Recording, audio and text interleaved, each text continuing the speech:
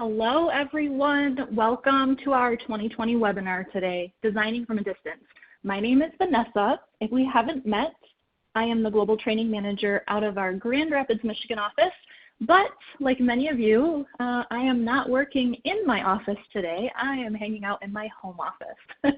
And so through all of these changing times, we were really excited to put together a new type of webinar to help you through a lot of the things that we're all looking at, like how can we continue business? How can we be just as amazing as we were just a few weeks ago? So today we're going to be talking to a couple different designers, and you're going to be seeing a lot of ideas and concepts leveraging technology to help your business continue as if nothing has changed. So thanks again for joining us. Also note, for those of you who are certified with NARI or NKBA, this does qualify for a continuing education unit. So definitely get those in before they're due.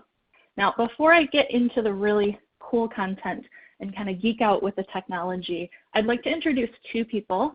First, I'm going to introduce Colin. Now, if you haven't met Colin, he's probably most well known for his private Facebook group, where he shares a lot of different technology concepts and things that really, really resonate with what we do today with 2020 design. As you can see a couple of fun things on the screen here. Colin has been to Walt Disney World 30 times. Super fun, love that. And although he didn't really choose kitchen and bath as his initial career, he fell into it very quickly with a little bit of passion. And the really fun part about that story is he saw software. He saw 2020 design, and it really intrigued his interest. So in just a minute, you're going to hear from Colin. In addition, Colin is on the West Coast, East Coast, and Justine's on the West Coast. If you haven't met Justine yet, she's from Justine Marie Designs. And you might have seen some of her renderings on our website. She won our Inspiration Award contest, the Blanco category, just a couple of years ago. And she's also known through NKBA as a 30 under 30, so just a couple of years ago. So fun to meet Justine just recently. I've met both of them. If any of you were at the Kitchen and Bath Show in Las Vegas this year, they both spoke on our stage in our booth. So you might actually recognize them. I wish I could say that our cameras were on today, but because there's so many of you, we want to make sure that this flows really well. So stay tuned. If you have any questions, you are welcome to ask us questions in the chat window. Sometimes it's a little hard for us to come back to them immediately. So if we don't answer it, or if you think of something, also feel free to post on social media. You can always hashtag any of your posts with hashtag 2020 spaces, and we're going to look for those. So if you have any questions, reach out to us on social. All right, so this is where the content really gets good. Okay, so first, before I jump into talking with Justine and Colin, we want to kind of step back and think about like why we're here and what we do every day. I don't really need to tell or teach any of you what this design process is when we're talking about interior design or space planning or kitchen design, but I do like to point out a couple details because I think we kind of forget, or we get too caught up in the day-to-day busyness that we forget, the areas that maybe we can improve. So if I had to ask you, how many steps does it take to take your client from beginning to end of a project? Let's say you're doing a remodel or a new build. You pick. What's your forte? How many steps does that take? You guys have any ideas? Overall, you could probably say it's about 25 steps. Okay? So this slide kind of illustrates all of those steps from the very beginning when you meet someone all the way to hopefully that last meeting where it includes a bottle of wine and a nice evening sitting at their island. Who knows? And for some of you, these steps might be a little bit different. For some clients, you might revisit steps multiple times. It just depends on the process. But today we're going to look at just a few of these steps and kind of break them down and determine, okay, even to step one, initial contact, how do I do that remotely? How do I do that in a virtual world? Okay, so those are some of the things that we're going to look at. Again, this is recorded, so if you want to take a snapshot of this or wait for the recording, you'll have access to those steps. All right, so the first step, as I mentioned, with initial contact and thinking about, how are we engaging people through a virtual aspect? My first question to our designers today is, is it possible to generate leads today just with technology? So first, I'm going to invite Colin to give us a little bit of feedback on this. Colin, what are you seeing today, and how can you share with other designers maybe some good thoughts on this? Well, thanks, Vanessa. So if you have a showroom and walk-in clients are the main part of your business, then obviously that's not happening currently, especially if you're in your home office. Hopefully people aren't walking in there. But you might consider shifting the marketing budget that might have included, some local advertising, some radio or some newspaper, and maybe start doing some Facebook advertising. You can really target your local market very well with Facebook ads, and similar to that, Google ads. But also now is a great time to update your website and bring it up to total speed so that even though people can't walk into your design space, your studio, your showroom, what have you, they can check out your website and maybe put pictures of your displays on your website. One of the neatest things that I've seen that you can do, especially if you're on Facebook fairly actively, there's a plugin that you can put on your website that links right to Facebook Messenger, and it lets you know as soon as somebody enters your website that you have somebody on your website, and you can chat with them live immediately. So rather than having to wait until you check out your analytics and see who visited your website, you really don't know, or even waiting for them to fill out a contact form, you can have immediate access to them, and it's as if they just walked into your showroom. Right. That just sounds so simple and in a communication style that many of us have today, just leveraging a notification that we're already using. Hey, Justine, what are some of your thoughts? Like, how are you going to approach this? How can you potentially stand out or build some new relationships just with technology? Yes. So one of the ways that I'm seeing a lot of designers work is through video. Right now, more than ever, I think people are relying heavily on video. It just feels more personalized. So I am actually working on recording a video of myself measuring a kitchen so that I can post it on my website for my clients to reference so that they can measure their own space and we can work virtually. My cabinet company also has been posting all of their updates through video, and I just find it's a lot more refreshing than reading an email. And then one of my colleagues has a virtual bid form, so you can go on their website and upload, a client could upload a layout, their appliance specs, and any information, what door style they might want for their cabinetry, countertops, and then we're able to create a bid from that. So that's one of the things I want to add to my website and I'm working on. So I'm really trying to use this time to update my website and social media, and I'm seeing a lot of other interior designers doing that as well. Yeah, absolutely. Some of this is like, oh yeah, it's always on our to-do list. We know we're going to work on this, but with many of us who have maybe one or two people or they're sole proprietors, it's a huge challenge. So let me ask everybody right now. I just opened up a quick question on the screen. And do me a favor, let me know, what are you using today? Do you already have a form on your website? Do you have a live chat option? Are you using Instagram, Facebook? Have you ever blogged or done a podcast before and kind of acted as the expert or the thought leader? Oh my gosh, look at these responses coming in. Yeah. And you can pick more than one. There's definitely not one perfect way. This is super interesting. Okay, so definitely the first three, hot. It looks like Facebook is taking the lead right now. Amazing. Wow.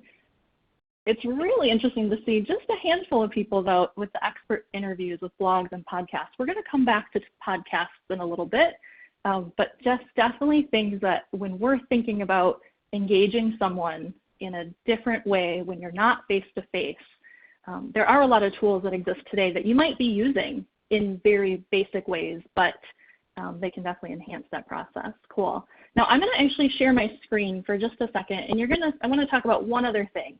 If you kind of following the conversation and we talk about this, and you say, well, Vanessa, hey, I'm a designer.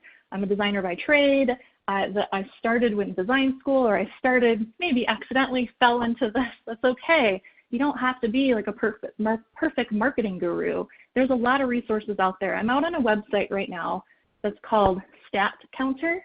And if I scroll down, there's a really great way to sort through some of the stats that are live in today's world.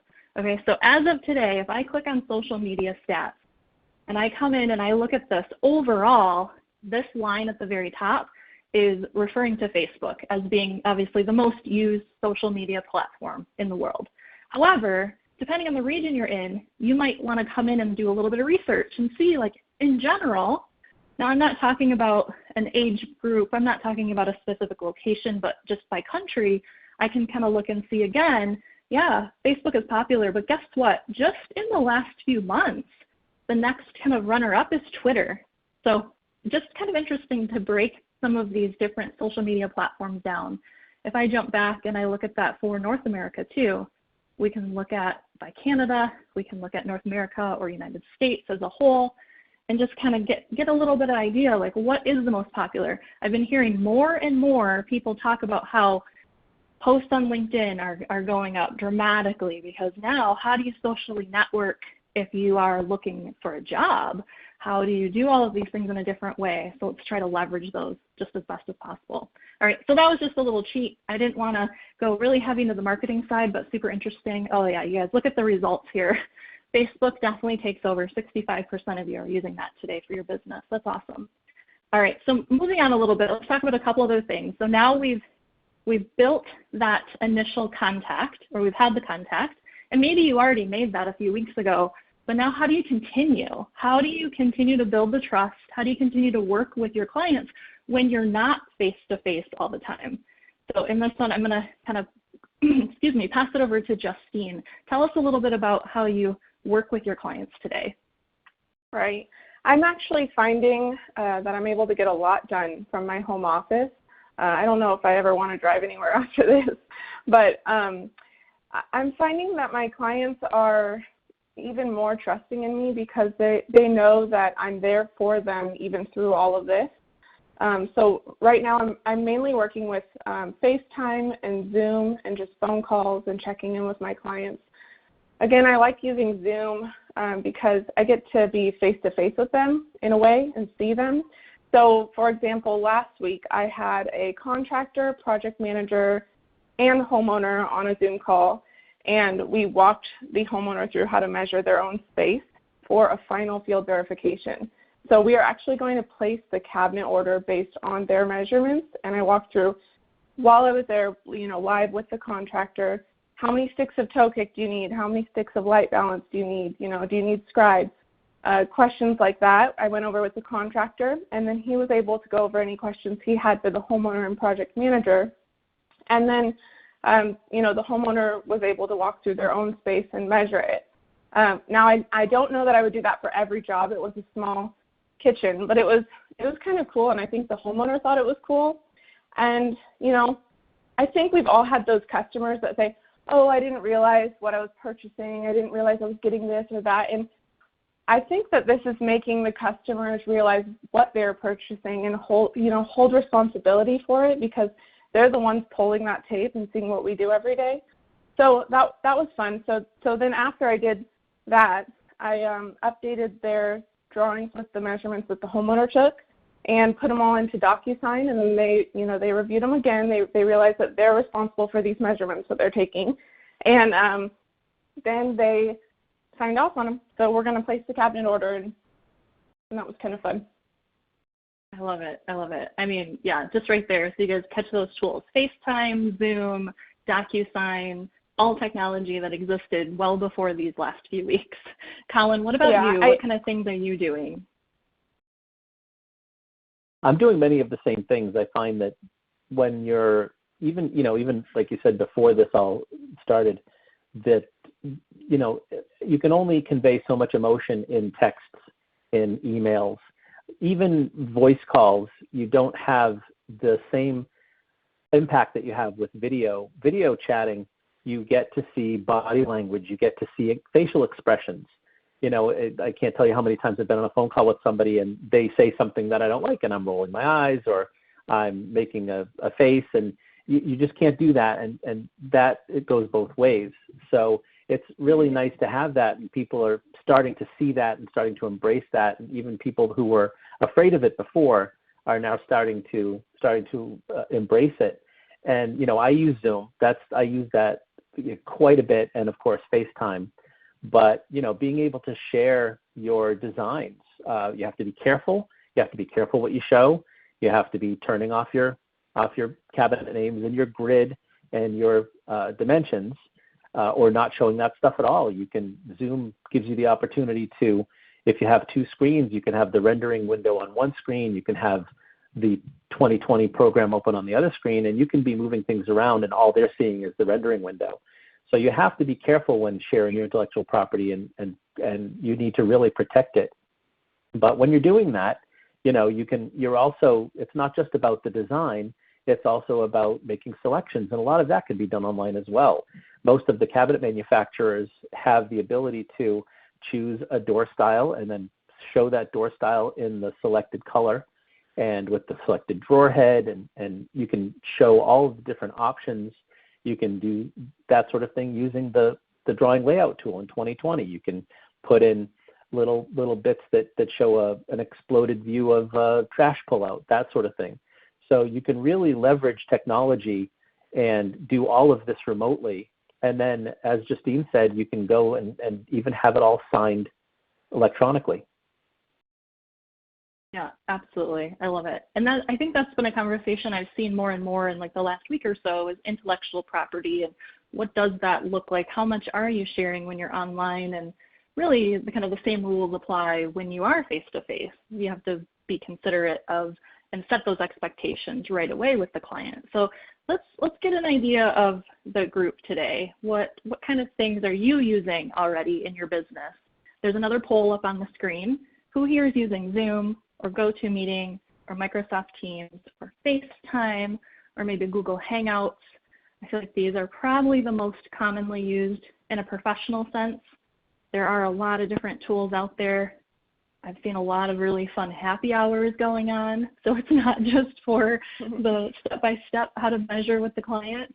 Oh yeah, look at that. You guys, both of our designers said Zoom, and pretty much the majority of our audience is saying Zoom as well.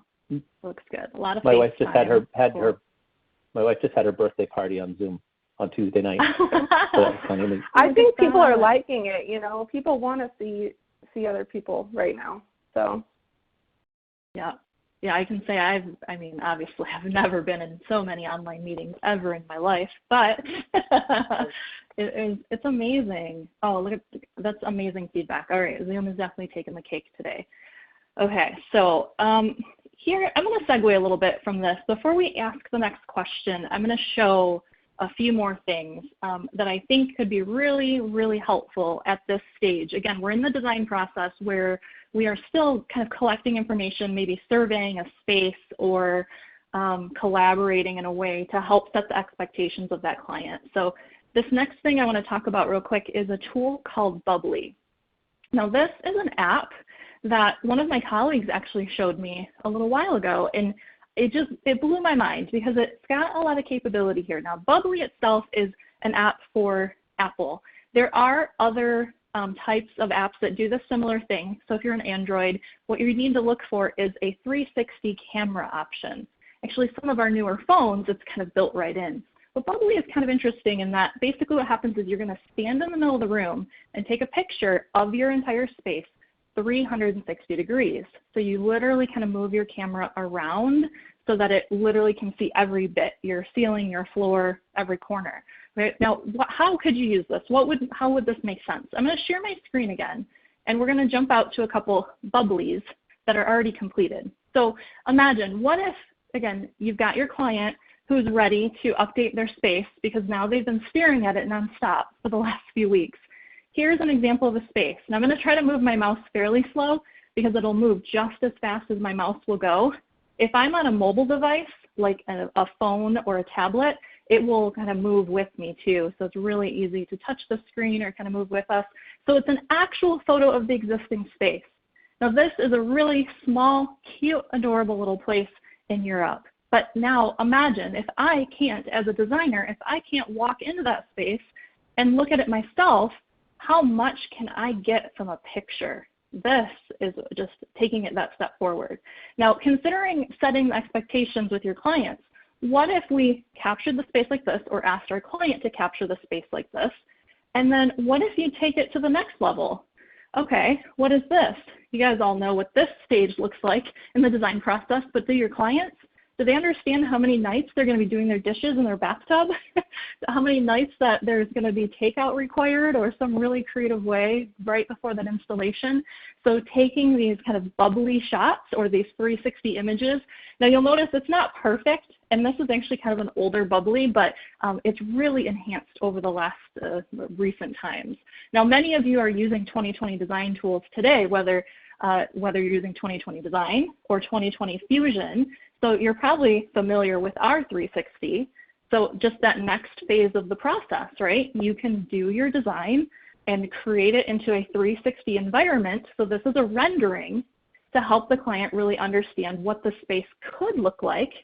And then of course, everyone's favorite part, what does it look like for real and at the end of the day?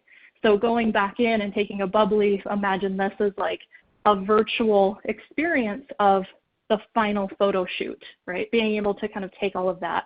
Now in an existing space, or sorry, in a project that's completed like this, now imagine this is a portfolio piece moving ahead as you're working through with future clients. Like, hey, let me show you the steps, let me show you the process. But today, really, I mean, it would be just amazing to have our clients kind of look at that information and use an app like this to help us kind of come over, right? Come into their space, take a look at it without us being there. So just a very different way of thinking about things, but pretty cool. All right, now the next tool I'm going to look at, sorry, moving around all crazy. The next tool I want to take a look at is actually on my iPad. So on my screen, you are seeing a big screen that is mirroring or mimicking my iPad. And I'm going to actually go into an app. Many of you might have heard of this, might have tried it at some point. Or if you haven't seen it, I hope you like it. It's called Magic Plan. So again, I'm still kind of surveying the space or collecting information from my client, but on the screen, the second app you see has like a little M, and this Magic Plan app, when it opens up, it lets me go in and either kind of sketch a space or measure it using my camera. Right? Now, how many of your clients, kind of like what Justine was just saying, how many of them do you trust with a tape measure? It just depends. So not everybody would this be a perfect fit for, but watch how easy this is. So I am literally standing in the middle of my office. In a second, you're going to be able to see as I'm capturing my space. Okay, I'm going to ask it to scan with my camera. And just with a couple clicks, it's asking me to look at the floor. And I can just move my device around so it kind of determines where my room is. And I'm literally going to click each corner of my room. Now, all of you, I know what you're thinking. You're going, wait a second, Vanessa, okay, how is that happening? Is that measurement really correct? Don't worry, I'll come back and make it perfect in a second. But in general, we're kind of sketching out the space. Okay, now I missed my corner there. Let's see if I can grab that corner and say done, and then grab my ceiling height, and there we go. I can also tap where there's a window or a doorway or anything additional to add, okay? So we'll just add this in and close it out. Oh, well, that came out super interesting. Okay, that's not gonna work for me today. Let me step it back. Of course, when I try to do it live, it wants to do its own thing. Okay, let me just grab the four corners real quick. So basically, I'm able to kind of capture or grab that space with a tool that I'm not, you know, going through and standing in their actual kitchen. My client could take a couple quick snapshots here. Okay, I've almost got it. Let me say done and grab the ceiling. This will look much better. And then I'll just grab one quick window here. And let's see how that looks. Okay, much better. Looks like a rectangle. So now with a tool like this, what does that mean? How could this be helpful? We can take pictures. We can look at this in elevation mode. If you use a tool like 2020 Design, you can export it to 2020 Design, or you can export a PDF and you can share that. For those of you who might want to use this in the future with accuracy, if you have a laser measure that has Bluetooth, you can put actual perfect dimensions in there. Right now, I would want to double check these dimensions, but it'd be very easy for me to tap a dimension and literally just adjust it. But notice the very first option at the top left is laser. Okay, so there's so many different tools out there today. Now this one is an app for mobile devices and tablets, but just a really cool way, again, to capture and engage your client in a very, very different way. Cool. Now let's jump back to the screen and take a look. What's next? Oh, this is a good conversation. Let's talk about, now that we've met our client, we've done our FaceTime meeting, we've maybe taken a quick image or a bubbly of the space. Now what? How do we continue the rest of the process, but probably without paper? Is it possible today to have a paperless design process? Justine, what kind of things have you seen or do you use that avoid all the paper? Yes, so I actually started, I mentioned before DocuSign. I actually started that about over a year ago. I just felt it was more efficient. You know, I was finding myself driving to someone's home to sign a final contract in the drawing set. And now I just, you know, do my drawings in 2020, upload them to DocuSign along with the contract and even detailed specs for their doors and countertops, and just have them sign off on everything there. And then I have just files on the computer for my clients. I do still have some physical paper files in my office, but I would say 50% of them are just on my computer. Another thing I do is, well, I don't use it, but my contractors use an app called Joist. So they're able to create an estimate, and then it emails you with the estimate, and you can just approve the estimate or request a change and even pay for it right online without any paper trails. And then my cabinet companies that I use have online portal systems, so I'm not having to print anything for that either. All my cabinet ordering and product ordering is done just through the computer. Awesome. I love it. Hey, Colin, I know you love this topic. Tell me a couple of the things that you do to avoid the paper. So one of my favorite topics, yeah, I have basically rejected paper for quite a while now. So for at least, I'd say, the last 2 to 3 years, you know, reps come in, it's time for the catalog, the paper catalog to be updated, and I gracefully decline. And the reason is I greatly prefer the PDF version of the catalogs for so many reasons. One of them is, you know, leafing through a catalog is actually quite gratifying, but when you're trying to find information quickly, you can just pop open a search box in your PDF viewer and find a topic immediately just by typing in a search term. So that's my favorite reason for using it, because I can find the information that I'm looking for almost immediately. Another one is I store them all in Dropbox. And you know, Dropbox, almost everybody knows what Dropbox is. It's an online cloud-based storage system where I have a folder as if it were a normal folder on my computer, but it is silently uploaded to the cloud.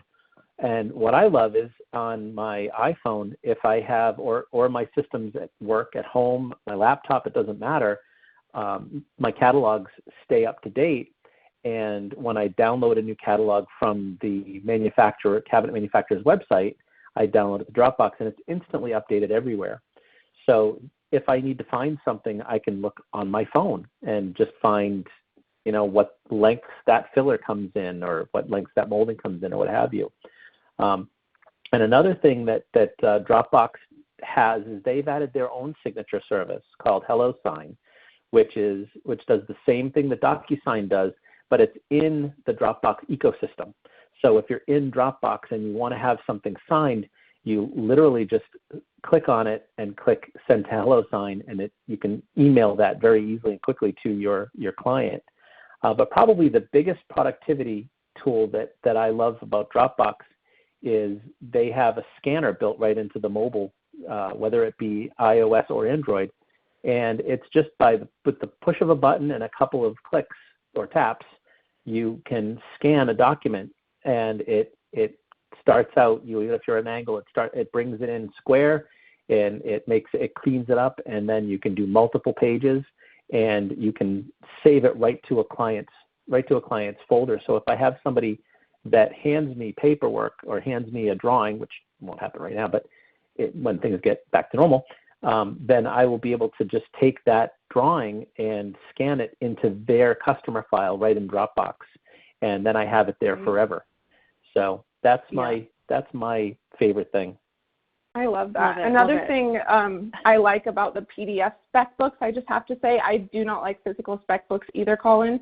I like being able to, go to the page in the spec book with the crown molding detail and the, light balance and the door spec sheet, and actually print that separately in a PDF version and put that into DocuSign so that the homeowner can sign off on exactly what they're getting. Right. Or, if it's like an oven cabinet with specific cutouts, I'll have the contractor sign off on that through DocuSign. So I really like that. Perfect. Yeah. Using the and PDF then you can use the highlight.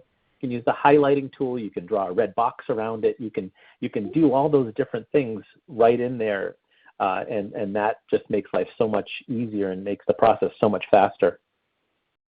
Yeah, right. Oh, man, it makes so much sense. I mean, I feel like at first when things came out, it was like, well, yeah, this will be nice because we can easily, email things back and forth without attaching. We can just send them a link to this Dropbox or maybe collaborate with colleagues. But now I'm with you, the scanner options on some of these tools. Now, we're mentioning some of our favorites, but if there's others that everyone's using, take a look and see, does it have a lot of these capabilities where we said, Dropbox kind of started out one way, but they've been adding more functionality to it.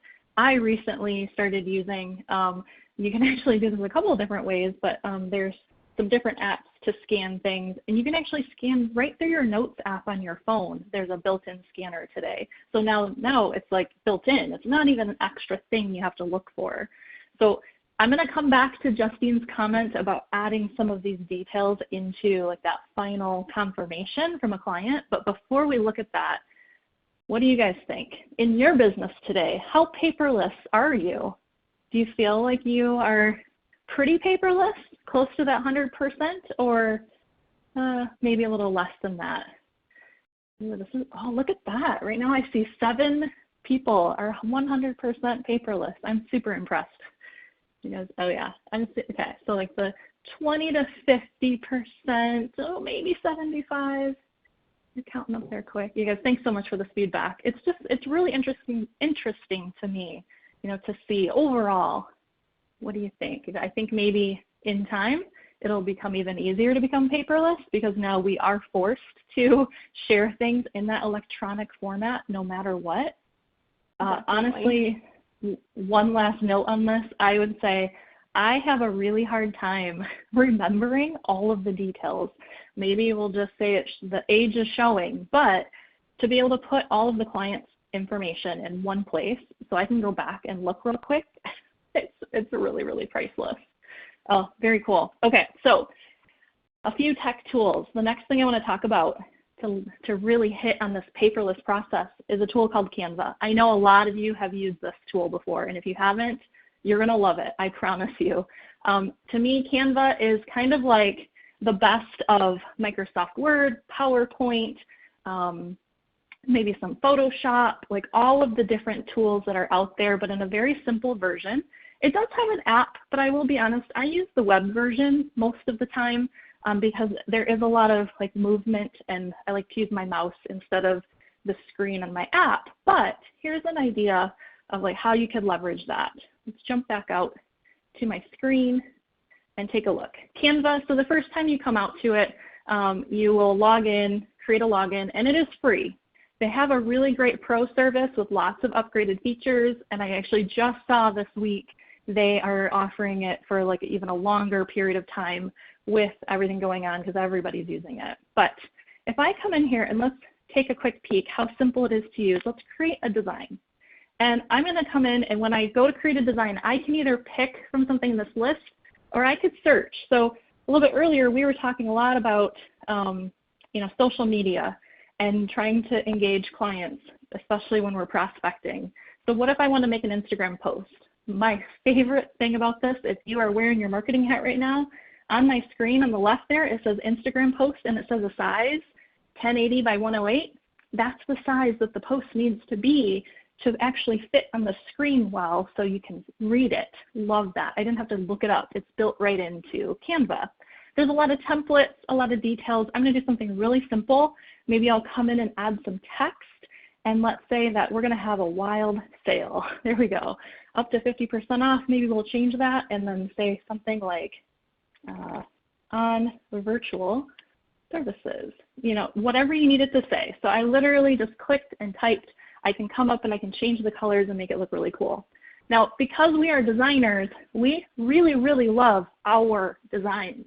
And I would encourage you to maybe not use all the cool pictures of kitchens that are built into Canva, but upload your own. So if I come down to upload, I have a bunch of images already in here, but it's as simple as me going out and browsing out to my computer to a picture, or in this case, it's going to be a rendering of a space. I can't take claim on this beautiful space. It is one of the recent contest winners for our Fusion contest. But notice that I can very quickly come in and maybe I'll just filter this a little bit so that we can see it a little bit different and read the text. Okay, I need the text to be really standing out. But how fast was that? Bringing in a couple pictures, some text, some details, upper right-hand corner. I can download this, meaning I could quickly jump it out to my social media platforms or literally download a picture file, a PNG, a JPEG, a PDF, whatever I need, then I can upload that into whatever tool I want. Now that's for something kind of quick and easy. I just want to show you how easy it was to make it. Now let's look at something a little bit bigger. To go back to Justine's point of, you know, I've got some really important documents that I need my contractor or my client to sign. What if we create a design package? You know, right in this example, it's a little bit of a bigger sheet of paper. Instead of thinking about an Instagram post, this is more like an architectural sheet. I could do any page size I want. Now, in this case, I brought in a lot of renderings from our recent contest, but the format and the template is actually right from Canva. So I'm going to cheat. I'm going to tell you I did not spend a ton of time making this look perfect. I just added pictures and added a little bit of text that was pertinent to me. Now, you could go through and you could have this, again, as like a portfolio, have it as documentation for the project. In this case, I'm trying to help educate my client on what our process is. If I keep going in, it can even go beyond to tell us, tell the client, you know, all of the different things that I specialize in. And at the end, I've taken this one step further. In the past, I used to encourage people to print these or to have them as a simple PDF, but you could also link additional information to it. So notice in my good, better, best scenario, maybe I have a package that I offer. And as part of that package, if you'd like to see a 360 panoramic, because we all know it takes me a little bit longer to create that, well, what if we have that in our best package and I link it here? This area is literally linked out to a pano. So when my client gets this package in their email, all they need to do is tap on that 360 and it'll step them inside. Okay, we'll come back and we'll click on that in a second. And then I finished out with, you know, how to reach out to us, how to find our Facebook pages, how to find our portfolio, whatever you need. I can very, very easily take this and put it into presentation mode, or I can download it, I can embed it to my website, I can do all sorts of things. Let's download this as a PDF. Now, right there, I think that concept can look very professional, very unique to you and your style, but I'm going to take it a step further in just a second. So just know that in the background, we now have a PDF that we can share with our client. Now, some of you may say, okay, that looks really cool.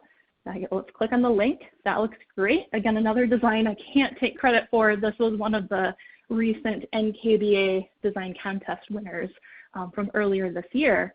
But imagine, let's go back to, well, we'll look at it in a little different way. Imagine we are looking at that as a 360 or this view, and you ask me, well, how much, again, should I give my client? Do I trust that they aren't going to shop me? Or is there some conversation of how much detail am I giving them? Well, what if we give this to them in a different way? Instead of giving it to them as a PDF, There are a lot of online tools today that will allow you to convert a PDF to HTML. Okay? For anyone who's like, okay, you lost me, that's way too technical, this tool I'm going to show you next is called Flip Snack. It's just one of many that takes a PDF, converts it to HTML. We're going to make a flip book.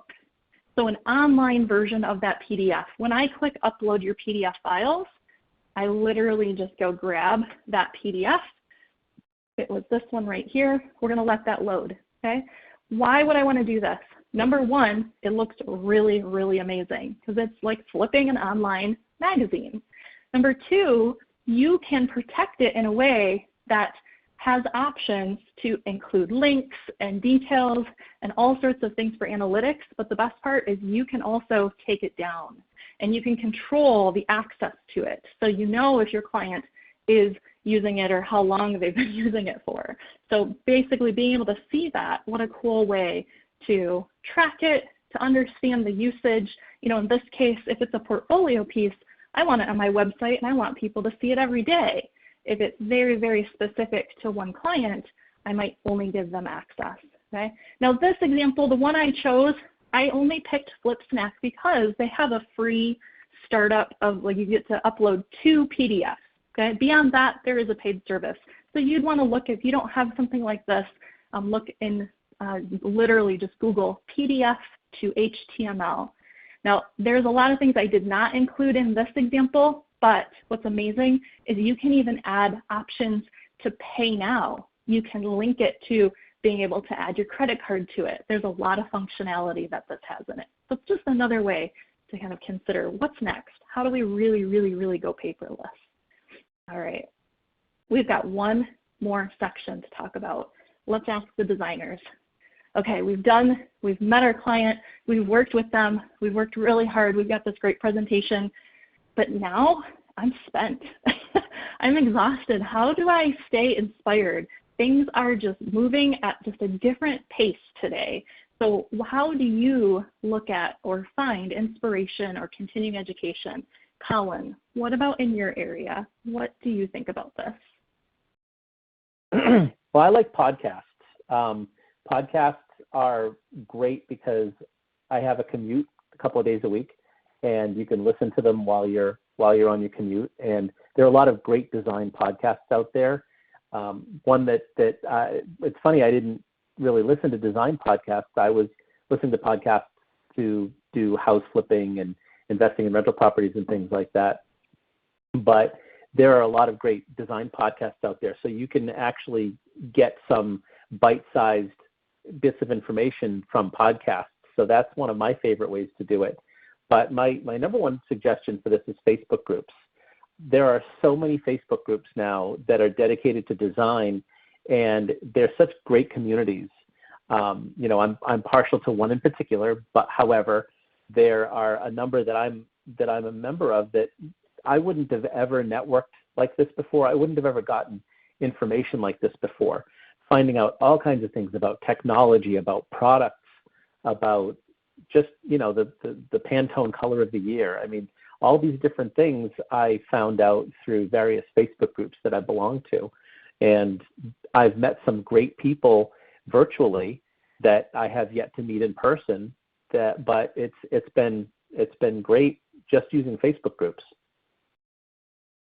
Yeah, it's amazing how much people share in a Facebook or in an online group like that, where you might not even have the opportunity to have those types of conversations when you're face-to-face. Definitely good. Hey, all right, Justine, what do you think? How do you stay inspired, or what's next for staying on top of continuing education for you? Well, I agree with Colin. I love the Facebook groups and the podcasts. My favorite podcast to listen to is A Well-Designed Business by Luann Nigara. So I listen to that for inspiration. I am personally going to read my NKBA books that I bought over a year ago. So I haven't had a chance to read them, and I'm going to read them all and then sit for some exams when I can. Another thing I like doing right now is everyone's home, so there's so much good content on social media. I just love finding inspiration through people's Instagram stories and things like that. And then I like listening to good music and lighting a candle when I'm working. That helps me just feel better.